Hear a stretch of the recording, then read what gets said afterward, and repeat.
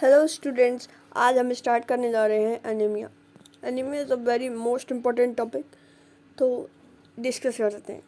Let's start.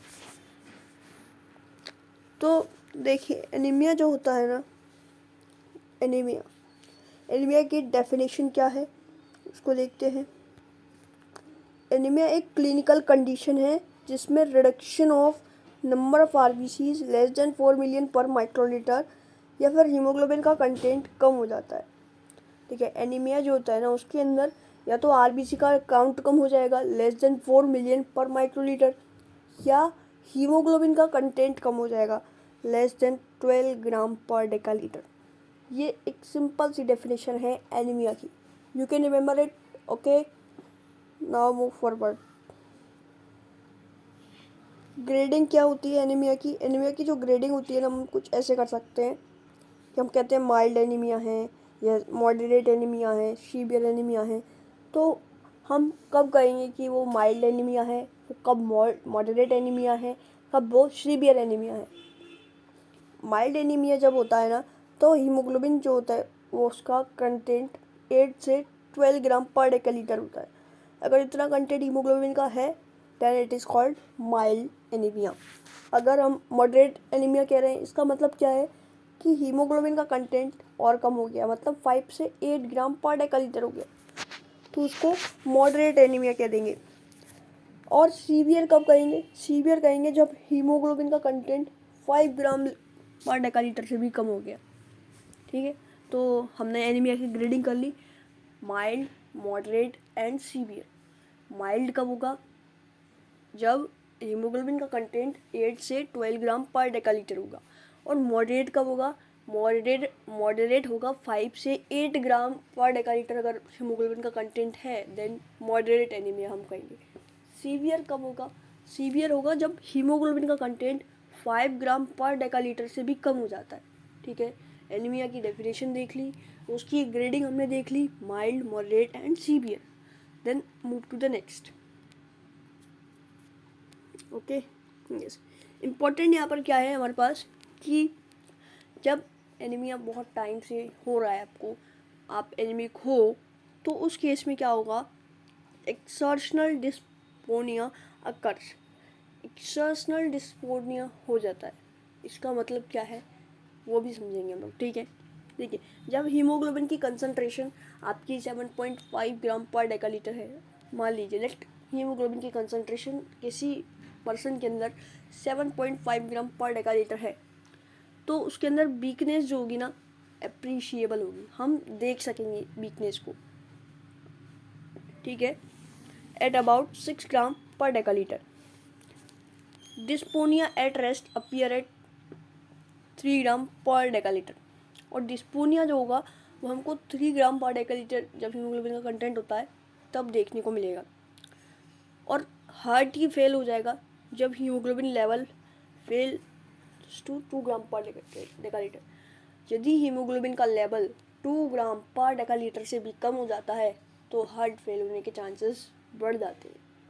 ठीक है, तो लॉन्ग स्टैंडिंग एनीमिया अगर है तो उसके अंदर एक्सर्शनल डिस्पोनिया होने के चांसेस रहते हैं। हीमोग्लोबिन की कंसंट्रेशन यदि 7.5 ग्राम पर डेसीलीटर है तो हमारे अंदर वीकनेस दिखेगी। वीकनेस आपको दिखेगी उस पर्सन के अंदर।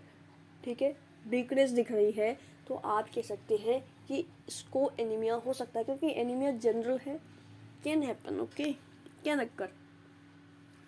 और अगर 6 ग्राम पर डेसीलीटर है तो वहाँ पर भी आपको वीकनेस दिखेगी। डिस्पोनिया कब दिखेगा?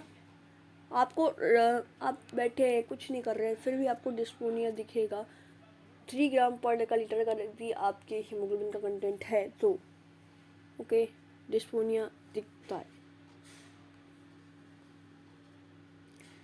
और हार्ट फेल होने के चांसेस बढ़ जाते हैं जब आपका हीमोग्लोबिन का कंटेंट 2 ग्राम पर डेसीलीटर से भी कम हो गया। ठीक है, तो इतना याद रखना है। एनीमिया का डेफिनेशन हो गया, उसकी ग्रेडिंग कर ली, और हमने जो परेशानियां आ सकती हैं एनीमिया की वजह से वो भी हमने देख ली। Now move to the forward. Okay, ये वाला हम लोग अभी बाद में पढ़ेंगे, पहले हम इसके आगे का देख लेते हैं, क्लासिफिकेशन। देखिए एनीमिया को क्लासीफाई कर सकते हैं हम लोग डिफरेंट टाइप्स में। एक एक से हम लोग सब चीज़ों को देखेंगे। देखो सबसे पहले है हमारे पास इटियोलॉजिकल और विटवाई क्लासिफिकेशन। ठीक है, ये साइंटिस्ट के नाम है विटवाई, और इटियोलॉजिकल हम लोग उसको जो है टर्म दे रहे हैं। तो ये जो क्लासिफिकेशन है ना, वो कॉज ऑफ एनीमिया की बेसिस पर है। एनीमिया होने का कारण क्या है उसकी बेसिस पर हम लोग क्लासिफिकेशन कर रहे हैं। दैट इज़ कॉल्ड विट्सवाई क्लासिफिकेशन और इटियोलॉजिकल क्लासिफिकेशन। ओके, देन उसके कॉज में हम लोग सबसे पहले हीमोरेजिक हम लोग बात करते हैं। हीमोरेजिक मतलब ब्लड का लॉस हो जाना है। एनीमिया ब्लड लॉस होने की वजह से हो गया, तो उस केस को हम लोग हीमोरेजिक कहेंगे। ठीक है, तो ये एक कॉज हो गया जिसकी वजह से एनीमिया हो सकता है। और हीमोरेजिक जो है वो दो कारण से हो सकता है, वो एक्यूट भी हो सकता है, वो क्रोनिक भी हो सकता है। एक्यूट मतलब due to accident, due to shock, या फिर किसी क्रिटिकल कंडीशन की वजह से abnormally much amount of blood का लॉस हो गया है, तो उस केस में एनीमिया हो सकता है। ठीक है, sudden loss of blood. Sudden loss of blood कैसे हो सकता है? एक्सीडेंट में हो सकता है, शॉक हो गया तो उसमें हो सकता है, और भी कई सारे रीजंस होते हैं सडन लॉस ऑफ ब्लड की, उसके अंदर हो सकता है। ठीक है, एक्यूट। अगर क्रोनिक बात कर रहे हैं तो क्रोनिक में तो जैसे कि स्लोली ब्लड का लॉस हो रहा है, जैसे कि पाइल्स के केस में होता है, तो उसमें भी ब्लड लॉस होता है। तो एट द टाइम एक टाइम ऐसा आ सकता है जहाँ पर एनीमिया पेशेंट को हो सकता है पाइल्स के कारण के। वार्म इन्फेस्टेशंस, पेप्टिकल्चर अगर है तो उस केस में भी आपके ब्लड का लॉस होता है, धीरे धीरे होता है। ठीक है, क्रोनिक अगर चलता रहा वो पेप्टिकल्चर, तो वो फिर एनीमिया कॉज कर देगा। ओके, मेंस्ट्रुएशन की वजह से भी ब्लड लॉस होता है, तो वो भी एनीमिया को कॉज कर सकता है यदि एबनॉर्मल है तो हमने सारी चीज़ें देख ली। ठीक है, हेमोरोजिक के अंदर हमने सारी चीज़ें देख ली। हमने ब्लड का, हम जो एनीमिया का क्लासिफिकेशन कर रहे हैं वो है एटियोलॉजिकल और विटवाई क्लासिफिकेशन जिसको कहते हैं, जो इस बात पर फोकस करता है कि एनीमिया का कॉज क्या है। तो एनीमिया का कॉज एक हमने देखा हीमोरेजिक। हीमोरेजिक मतलब loss of blood. Okay, anaemia due to loss of blood, और ये एक्यूट भी हो सकता है, ये क्रोनिक भी हो सकता है। एक्यूट मतलब सडन लॉस ऑफ ब्लड, और सडन लॉस ऑफ ब्लड कब कब हो सकता है? एक्सीडेंट हो गया, शॉक हो गया, उस केस में सडन लॉस ऑफ ब्लड हो सकता है। ओके, तो उसकी वजह से एनीमिया हो जाएगा। एंड नेक्स्ट है क्रोनिक। क्रोनिक मतलब मेंस्ट्रुएशन की वजह से भी हो सकता है, और पाइल्स की वजह से हो सकता है, पेप्टिकल्चर की वजह से हो सकता है। लंबे समय तक अगर आपको ये हो रहा है, then it can cause anaemia. Okay, then next move forward. दूसरा क्या है? Dietary deficiency. डाइटरी डेफिशिएंसी है, आप जो है कहते हैं ना हिडन हंगर, मतलब खाना तो खा रहे हैं लेकिन वो जो न्यूट्रिएंट्स है जो बॉडी को चाहिए वो नहीं मिल रहे, तो उसको कहते हैं हिडन हंगर। तो उसकी वजह से डाइटरी डेफिशिएंसी होती है। देखिए, आरबीसी के मैच्योरेशन के लिए हमें विटामिन B12 की रिक्वायरमेंट होती है, आयरन की रिक्वायरमेंट होती है। अगर ये सारी चीज़ें हमारी डाइट में नहीं है, देन एनीमिया होने के चांसेस बढ़ जाते हैं। वही सब लिखा हुआ है। अगर आयरन नहीं है, विटामिन नहीं है, प्रोटीन नहीं है, ठीक है, protein is also necessary, because RBC के अंदर क्या होता है? हीमोग्लोबिन, और हीमोग्लोबिन के अंदर ग्लोबिन जो होता है वो प्रोटीन है, प्रोटीन अल्फा और बीटा ग्लोबुलिन चेन। तो अगर प्रोटीन नहीं होगा तो भी आपकी डाइटरी डेफिशिएंसी की वजह से एनीमिया होने के चांसेस रहते हैं। हमने ये दूसरा कॉज देखा एनीमिया होने का। एक हमने देखा था हीमोरोजिक, और एक हमने देखा है डाइटरी डेफिशिएंसी। नेक्स्ट कॉज पे हम लोग चलते हैं। ओके, नेक्स्ट कॉज है हमारे पास डिसहीमोपोइसिस। डिसहीमोपोइसिस ये एक आपके लिए नया वर्ड है, तो चलिए देखते हैं इस वर्ड का मतलब क्या हो सकता है। डिसहीमोपोइसिस का मतलब होता है एबनॉर्मल हीमोपोइसिस। मतलब हीमोपोइसिस तो हो रही है, ब्लड के सेल्स तो बन रहे हैं, लेकिन उनका जो शेप है वो एबनॉर्मल है। तो जब भी बॉडी के अंदर ऐसे टिश्यू मैक्रोफेज सिस्टम है जो अगर देखते हैं कि उनके अंदर जब फॉरेन पार्टिकल्स को या फिर कोई डिफरेंट बॉडी को अगर वो देखते हैं तो वो उसको फेगोसाइटोसिस कर लेते हैं। तो अगर अबनॉर्मल हीमोपोइसिस होगी तो उसकी वजह से भी यहाँ पर फेगोसाइटोसिस हो जाएगी, तो एनीमिया हो जाएगा। सिंपल सा बात है, resulting in aplastic anaemia. Okay, इसकी कॉजेज़ क्या हो सकते हैं? एक्सरे रेडिएशन, एक्सरे अगर आपने डाल दी तो उसकी वजह से म्यूटेशन हो जाएगी, डिफरेंट मतलब म्यूटेटेड जीन जो है अगर वो आरबीसी का सिंथेसिस करेगा तो वो अबनॉर्मल शेप की आरबीसी बनाएगा। एबनॉर्मल शेप की आरबीसी बनेगी, आपके फेगोसाइटोसिस सिस्टम क्या करेगा? टिश्यू मैक्रोफेज सिस्टम उसको फेगोसाइटोसिस कर लेगा, एनीमिया हो जाएगा। ओके, तो एक्सरे की वजह से भी यहाँ पर जो है एनीमिया हो सकता है, जिसको हम लोग डिस हीमोपोइसिस कहते हैं या फिर abnormal haemopoiesis resulting in aplastic anaemia. Okay, causes इसकी एक्सरे रेडिएशन है, गामा रेडिएशंस हैं, hyper sensitivity of bone marrow hyper sensitive हो गई, जैसे कि साइटोटॉक्सिक ड्रग्स जो होती हैं उनके लिए, सल्फर ड्रग्स होती हैं उनके लिए, केमिकल्स के लिए, उसकी हाइपर सेंसिटिविटी भी कहीं ना कहीं इस एबनॉर्मल हीमोपोइसिस को कोज कर सकती है।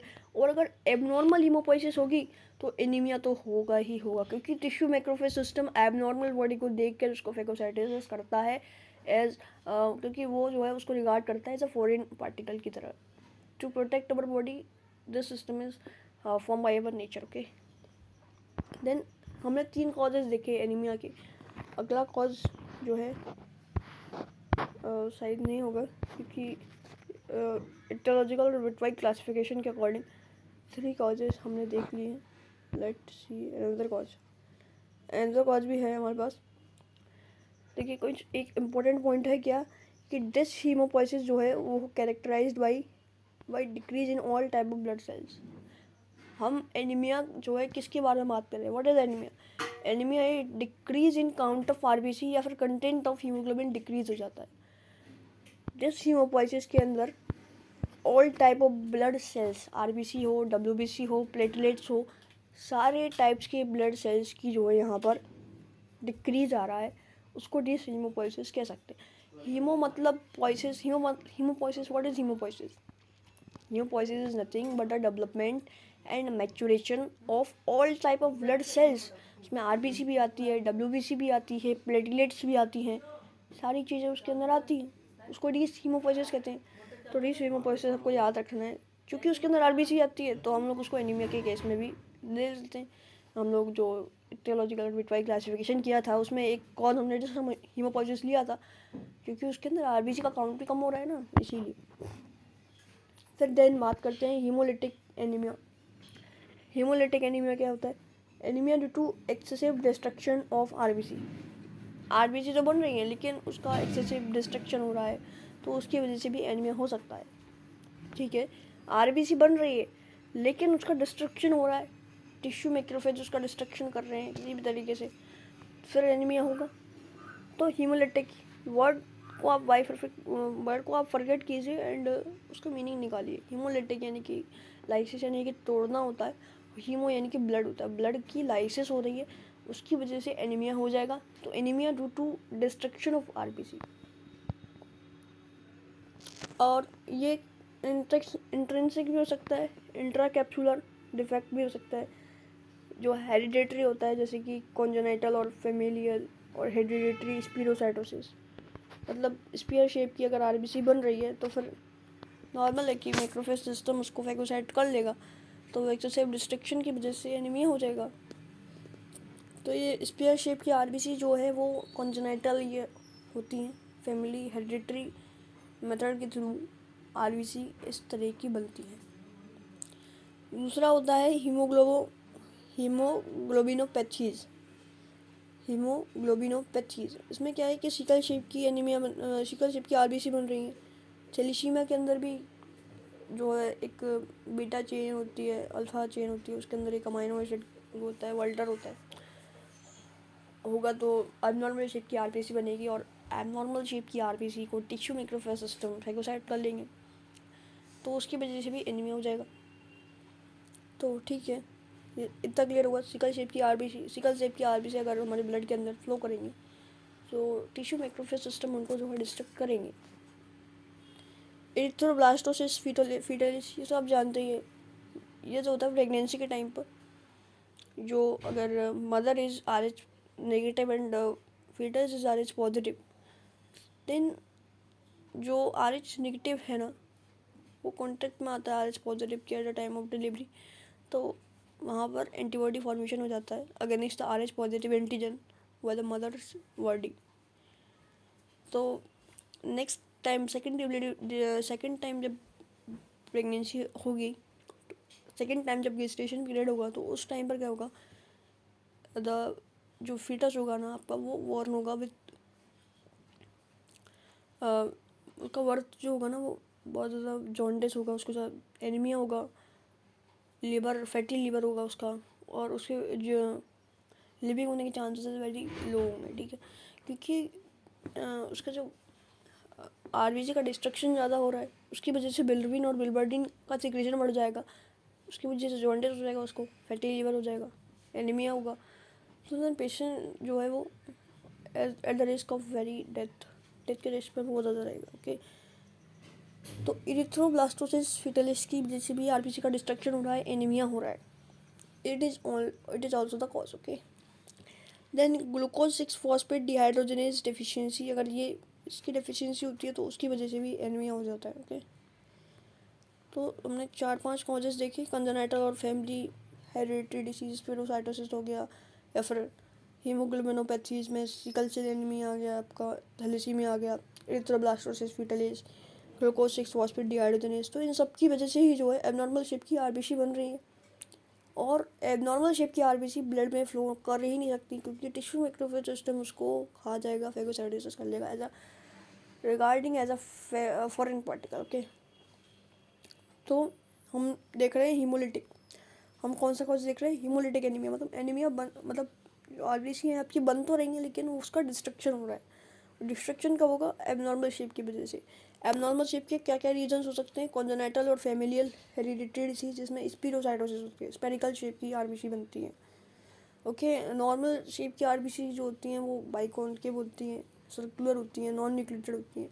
यहाँ पर स्पिरोसाइटोसिस स्पेयर शेप की बन रही हैं, एबनॉर्मल है, ठीक है।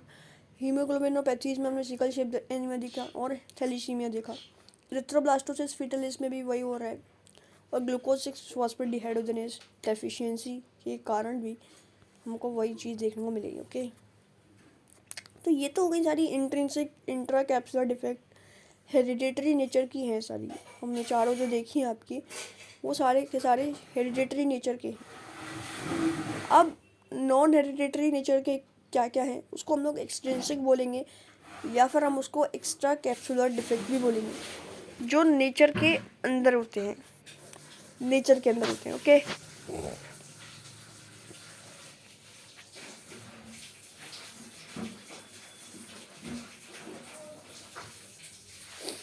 जैसे कि एंटीजन एंटीबॉडी रिएक्शन, आपने क्या करा कि ए ब्लड ग्रुप है, उसके अंदर आपने बी ब्लड को इन्फ्यूज़ कर दिया, तो एंटीजन एंटीबॉडी रिएक्शन होगी, और एग्लूटिनेशन की वजह से वहाँ पर डिस्ट्रक्शन होगा RBCs का, एनीमिया हो जाएगा। इन्फेक्शन हो गया, मलेरिया के केस में एबनॉर्मल शेप की RBC बन जाती हैं, तो एनीमिया उसकी वजह से हो जाता है। ड्रग्स आपने पॉइजन्स ले लिए, क्यूनिन, एस्पायरिन, बॉन्स, स्नेक वीनम, तो उसमें भी RBC का डिस्ट्रक्शन होता है। हाइपर स्प्लेनिज्म, यानी कि it cause over activity of normal destructive mechanism, जो नॉर्मल डिस्ट्रक्टिव मैकेनिज्म होता है ना, मतलब 120 डेज के बाद RBC का डिस्ट्रक्शन हो जाता है। तो अगर ये एबनॉर्मली होने लग गया या फिर ओवर एक्टिविटी होने लग गई, तो फिर ज़्यादा RBC का डिस्ट्रक्शन हो जाएगा। इसको ही हम लोग हाइपर स्प्लेनिज्म कहते हैं, और इसकी वजह से हमारे पास क्या हो सकता है, एनीमिया हो सकता है, ठीक है। तो हम लोग कौन सा कॉज पढ़ रहे हैं, हीमोलिटिक एनीमिया हम लोग पढ़ रहे हैं, मतलब RBC तो बन रहा है लेकिन उसका डिस्ट्रक्शन हो रहा है ज़्यादा, उसकी वजह से एनीमिया हो रहा है। तो उसमें हम लोग इंट्रा कैप्सुलर पढ़ रहे थे, जो जेनेटिकली हो रहा था, हम एक्स्ट्रा कैप्सुलर पढ़ रहे हैं जो कि नॉर्मली हो रहा है, मतलब बाहर से, नॉट जेनेटिकली। तो उसमें एंटीजन एंटीबॉडी रिएक्शन हमने पढ़ा, इन्फेक्शन पढ़ा, मलेरिया के अंदर भी एनीमिया होता है, और ड्रग्स पॉइजन्स, अगर आप क्यूनिन, एस्पायरिन, वंस, स्नेक वीनम, इन केस में भी आरबीसी का डिस्ट्रक्शन होता है, एनीमिया होता है। और हाइपर स्प्लेनिज्म मतलब ओवर एक्टिविटी हो गई, जो टिश्यू मैक्रोफेज सिस्टम है, नॉर्मल डिस्ट्रक्टिव मैकेनिज्म है, उसकी हाइपर एक्टिविटी हो गई, तो उसकी वजह से भी आपका एनीमिया हो सकता है। तो उसको हम लोग क्या कहते हैं, हाइपर स्प्लेनिज्म कहते हैं। ठीक है, ये तो हो गए हमारे सारे क्या कॉज। ये तो हमने सारे कॉज क्या देखे, हमने बिटवाइज क्लासिफिकेशन देखी थी ना, इटियोलॉजिकल क्लासिफिकेशन, है ना। तो हम लोग उसमें क्या देख रहे थे, आर यू रिमेम्बरिंग इट। हम उसमें इटियोलॉजिकल और ह्यूमैनिटिक क्लासिफिकेशन देख रहे थे, मतलब हम एनीमिया की कॉज के बेसिस पर उसको डिवाइड कर रहे थे। ठीक है, हम लोग दूसरी क्लासिफिकेशन देखते हैं। दूसरी क्लासिफिकेशन है मॉर्फोलॉजिकल और विंट्रॉप क्लासिफिकेशन। मॉर्फोलॉजिकल और विंट्रॉप क्लासिफिकेशन, इसमें क्या है कि this is based on the size of RBC. इसमें क्या होता है कि आरबीसी जो है वो शेप तो नॉर्मल है उसका, लेकिन उसका साइज वेरी कर रहा है, उसका साइज वेरी कर रहा है, उसकी वजह से एनीमिया हो रहा है। और हीमोग्लोबिन कंसंट्रेशन वेरी कर रही है, तो उसकी वजह से भी एनीमिया हो रहा है। तो इसको हम लोग मॉर्फोलॉजिकल या फिर विंट्रॉप क्लासिफिकेशन कहते हैं। इसमें सबसे पहले आता है आपका परनीशियस एनीमिया। परनीशियस एनीमिया ये तो आपने 12th में भी पढ़ा होगा। परनीशियस एनीमिया मीन्स डिस्ट्रक्टिव और इंजूरियस। ओके, डिस्ट्रक्टिव और इंजूरियस। इसका कॉज क्या हो सकता है, इसका कॉज भी आप जो है प्रीवियस क्लासेस में आप पढ़ चुके हैं। ये क्या होता है, इसमें लैक होता है किसका, इंट्रिंसिक फैक्टर का, कैस्ट्रल इंट्रिंसिक फैक्टर का लैक होता है, with the consequent failure in the absorption of vitamin B12।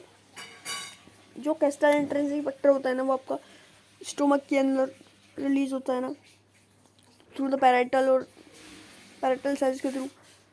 और वो अगर नहीं बनेगा ना, तो विटामिन B12 का एब्जॉर्प्शन नहीं हो पाएगा। और vitamin B12 is responsible for the maturation of RBC. तो आपकी आरबीसी मैच्योर नहीं हो पाएगी। अब नॉर्मल शेप की आरबीसी आपको दिखेगी, अब नॉर्मल शेप नहीं, अब नॉर्मल साइज की आरबीसी दिखेगी। तो उसकी वजह से जो है आपको एनीमिया हो सकता है। एडिशनल एनीमिया भी कहते हैं उसको परनीशियस एनीमिया भी कहते हैं। ठीक है, primary lesion is atrophy of gastric mucosa which contains oxyntic और parietal cells. Okay, I am not correct, I am not right, I forget it. Wait, okay. Iron deficiency anaemia is characterised by microcytic hypochromic type of RBC. अगर iron deficiency है तो फिर उसमें microcytic hypochromic type of RBC देखने को मिलेगी। इस जो है दिस पैराग्राफ, उसको हम लोग बाद में पढ़ेंगे, क्योंकि लेक्चर जो है बहुत ज़्यादा बड़ा हो चुका है। We don't want to make the load on you. Okay, so this lecture is over here. In further lecture we will study about this paragraph. Okay, thank you. Mm, thank you, thank you so much. Okay.